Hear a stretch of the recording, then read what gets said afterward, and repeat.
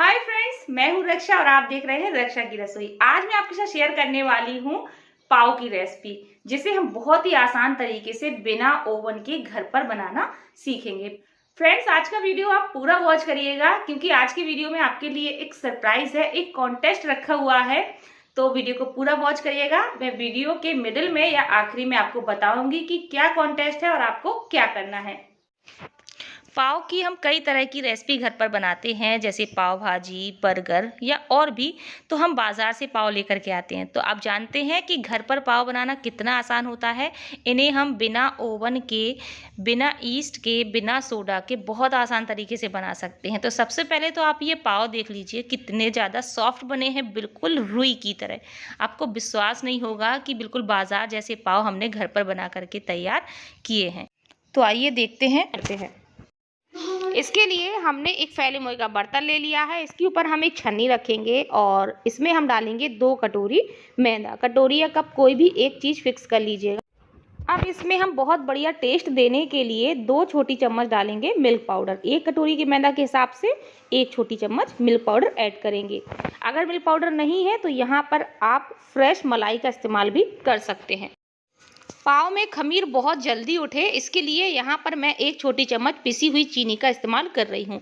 जो बाज़ार के पाव होते हैं ना, उनमें हल्की सी मिठास होती है, क्योंकि उसमें चीनी का इस्तेमाल किया जाता है। चुटकी भर इसमें हम नमक डालेंगे और सभी चीज़ों को अच्छे से मिक्स करते हुए हम छन्नी से छान लेंगे। तो मैं स्पून की हेल्प से ही छान रही हूँ, ताकि ये मिक्स भी होते जाएँ और अच्छे से छन भी जाएं। तो यहाँ पर छन्नी से छानना बहुत ज़रूरी है। थोड़े बहुत अगर मोटे से कण रह जाते हैं चीनी के या कुछ अदर, तो वो सारे निकल जाएंगे और एकदम फाइन पाउडर तैयार हो जाएगा।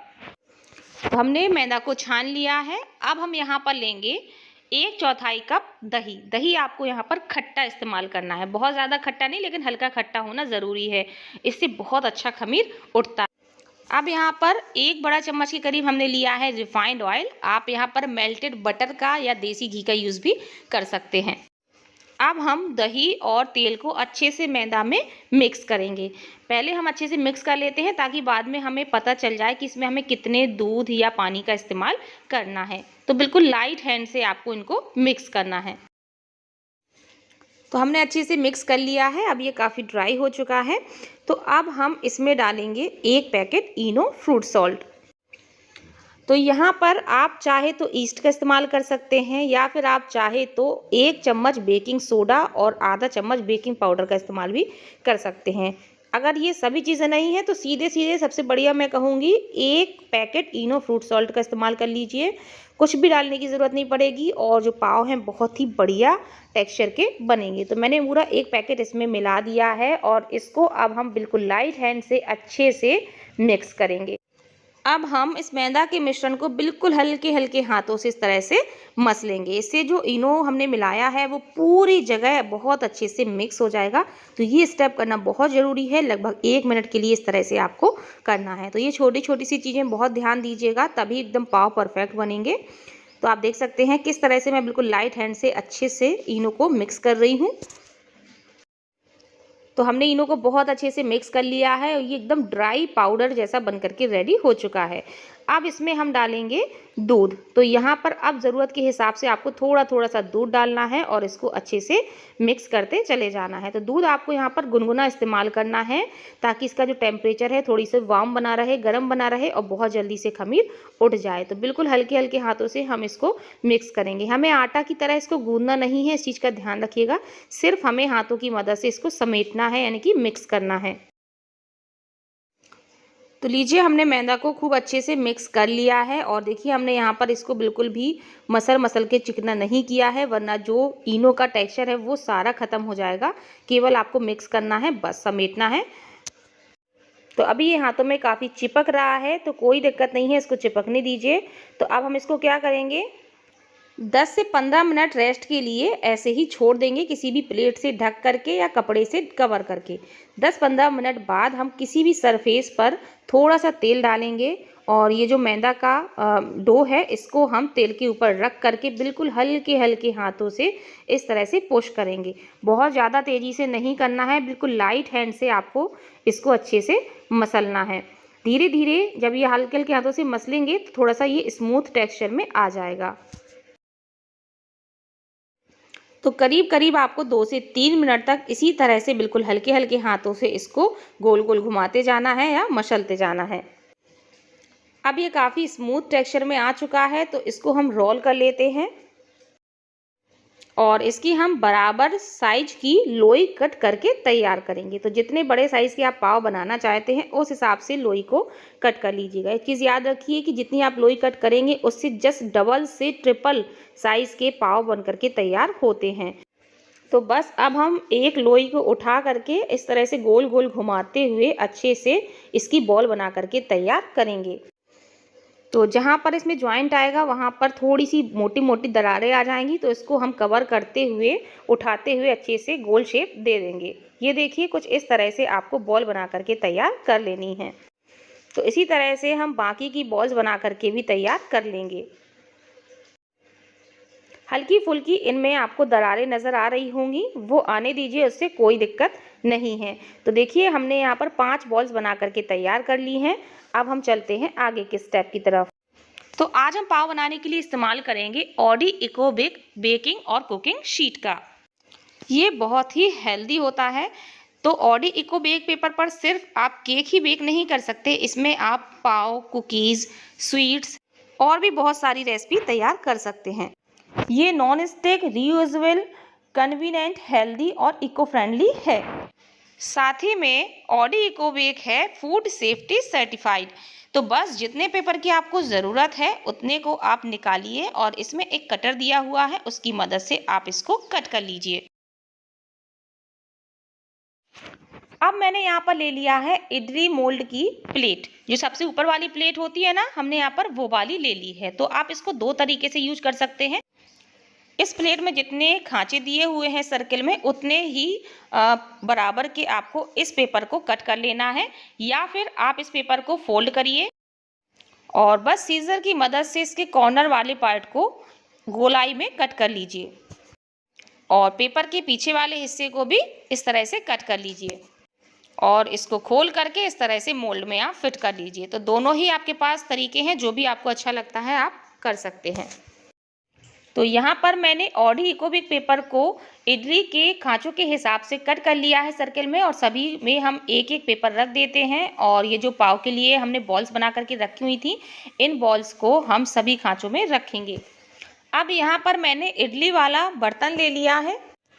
इसमें हम थोड़ा सा नमक डालेंगे। नमक हमें इसलिए डालना है, हम डायरेक्टली इस बर्तन को गैस पर रखेंगे तो ये बर्तन नीचे से काला पड़ जाएगा और जो हीट है वो बहुत तेज़ी से पहुंचेगी, तो हमारे जो पाव हैं वो जल भी सकते हैं। तो थोड़ा सा हम नमक डाल करके इसको प्री हीट होने के लिए रख देते हैं, कम से कम 3 से 4 मिनट के लिए। बर्तन जो है प्री हीट हो चुका है। नमक जो है वो मेंटेन करेगा हीट को, जितनी ज़रूरत है उस हिसाब से हमारे पाव तक ये हीट पहुँचेगी। तो बस इस प्लेट को हम बर्तन में सेट कर देते हैं और अब हम लेंगे थोड़ा सा दूध। तो दूध से हम थोड़ी थोड़ी बॉल्स के ऊपर ग्रीसिंग कर देंगे। तो यहाँ पर हमने ये जो इकोबेक पेपर बिछाया हुआ है ना, इससे हमारे जो पाव हैं वो बिल्कुल भी जलेंगे नहीं और बिल्कुल भी चिपके नहीं रहेंगे, एकदम परफेक्ट बनेंगे। इसीलिए हमने इस पेपर का यूज़ किया था। तो बस सभी के ऊपर थोड़ा थोड़ा सा हम दूध लगा देते हैं, इससे बहुत अच्छा कलर आएगा पाव का और पाव की ऊपर की जो लेयर है वो सख्त नहीं होगी, एकदम सॉफ्ट बनी रहेगी। क्योंकि जब भी हम पाव बनाते हैं ऊपर की लेयर एकदम सख्त हो जाती है, तो इससे ये चीज़ नहीं होगी। अब हम इसको ढक्कन से या लिड जो भी है उससे कवर कर देंगे और बिल्कुल लो टू मीडियम फ्लेम पर 50 से 60 मिनट के लिए इनको बेक होने देंगे। फ्लेम याद रखिए लो टू मीडियम ही रखनी है, हाई नहीं करनी है। इनको थोड़ा सा टाइम ज़्यादा लग जाता है, लेकिन घर पर बने हुए पाव की बात ही अलग होती है। ये बहुत ज़्यादा टेस्टी तो होते ही हैं, साथ में बड़ी खुशी होती है कि इनको हमने घर पर बनाया है। तो देखिए फ्लेम मैंने मीडियम कर दी है। तो चलिए अब हम इनको बेक होने देते हैं। तो यहाँ पर मुझे लगभग 1 घंटा पूरा हो चुका है और पाव देखिए किस तरह से फूल करके बिल्कुल डबल से ट्रिपल हो गए हैं। मैंने पहले ही बोला था आपको कि लोई आपको उसी हिसाब से लेनी है, क्योंकि ये बहुत ज़्यादा फूलते हैं। तो देख सकते हैं कितने परफेक्ट पाव बन करके तैयार हुए हैं। तो इनके ऊपर थोड़ा सा हम घी लगा देते हैं या बटर भी आप लगा सकते हैं। तो अभी ये काफ़ी गर्म है, तो इसको हम एक टॉवल से ढक करके 15-20 मिनट के लिए छोड़ देते हैं। इससे जो हीट है वो अंदर ही अंदर बैठ जाएगी और ये सख्त नहीं होंगे, एकदम सॉफ्ट बने रहेंगे। अब ये पूरी तरह से ठंडे हो चुके हैं, तो चलिए अब मैं आपको चेक करके बताती हूँ। ये देखिए, हमने नीचे ऑडी इको बेक पेपर का इस्तेमाल किया था, जिसकी वजह से ये बिल्कुल भी नहीं जले हैं और एकदम परफेक्ट बने हैं, बिल्कुल भी चिपके भी नहीं हैं, देख सकते हैं आप। तो अब हम सभी पाव को स्टैंड से अलग कर लेते हैं और प्लेट में रख लेते हैं।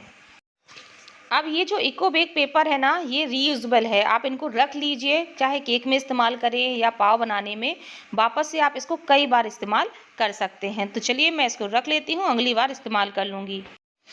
अब मैं आपको इन पाव को दिखाती हूँ दबा करके, देखिए कितने ज़्यादा सॉफ्ट बने हैं और इसके ऊपर की आप स्किन देखिए कितनी ज़्यादा सॉफ्ट है, बिल्कुल भी सख्त नहीं हुई है। तो बस इन स्टेप को आपको फॉलो करना है और बिल्कुल परफेक्ट एकदम रुई की तरह नरम नरम पाव बन करके तैयार होंगे। अब मैं आपको इनको तोड़ करके भी दिखा देती हूँ। तो आप इनका टेक्सचर देखिए किस तरह से सॉफ्ट है, एकदम स्पंजी बने हुए हैं। तो इस तरह से घर पर आप भी ये पाव बना करके तैयार कर सकते हैं। तो अब घर पर पाव भाजी बनानी हो या बर्गर बनाने हो, झटपट से आप ये पाव बना सकते हैं। बिल्कुल ताज़े एकदम शुद्ध तरीके से बने हुए पाव आपको बहुत पसंद आएंगे। तो चलिए इन पाव से हम बनाएंगे पनीर बर्गर। तो मैंने अपना एक घर का बना हुआ पाव ले लिया है, इसको हम 2 भागों में कट करेंगे। पैन में हमने थोड़ा सा बटर डाल दिया है, पाव को उल्टा करके हमने रख दिया है ताकि नीचे की तरफ सिक जाए। थोड़ा सा हमने पनीर का टुकड़ा ले लिया है, तो इसको हम हल्का सा सेक लेते हैं। पनीर को हम पलट देंगे, पाव को भी हम पलट लेते हैं। अब हम पाव में थोड़ा थोड़ा सा पिज़्ज़ा सॉस और थोड़ी सी मेयोनीज लगाएंगे और दोनों को मिक्स करते हुए अच्छे से फैला देते हैं पूरे पाव पर। अब ये जो पनीर है जो कि फ्राई हो चुका है, इसको हम एक पाव के ऊपर रखेंगे और ऊपर से थोड़ा सा हम ऑरिगेनो डालेंगे, थोड़ी सी रेड चिली फ्लेक्स डालेंगे और बस दूसरे पाव को उठा करके इसके ऊपर रख देंगे। तो लीजिए हमारा पनीर बर्गर बन करके तैयार है घर के ही बने हुए पाव से। तो इसको हम निकाल लेते हैं।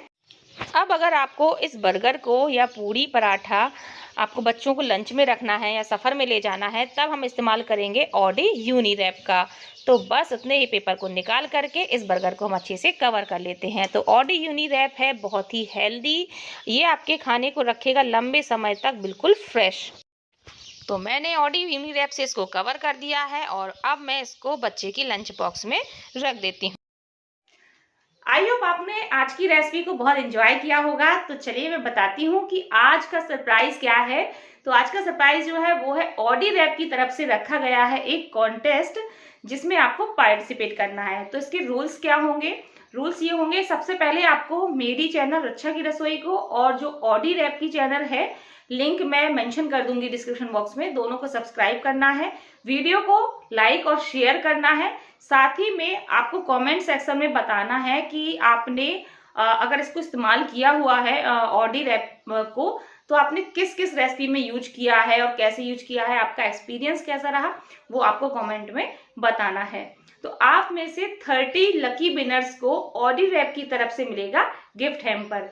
तो ये 7 डे कॉन्टेस्ट होगा, जिसका मैं फाइनल रिजल्ट 7 डे बाद अपनी कम्युनिटी टैब में डाल दूंगी। तो आप वहां से अपना नेम देख सकते हैं कि कौन कौन विनर हुए हैं। तो इस कॉन्टेस्ट में हिस्सा लीजिए और ऑडी रैप की तरफ से जीतिए बढ़िया गिफ्ट हैम्पर।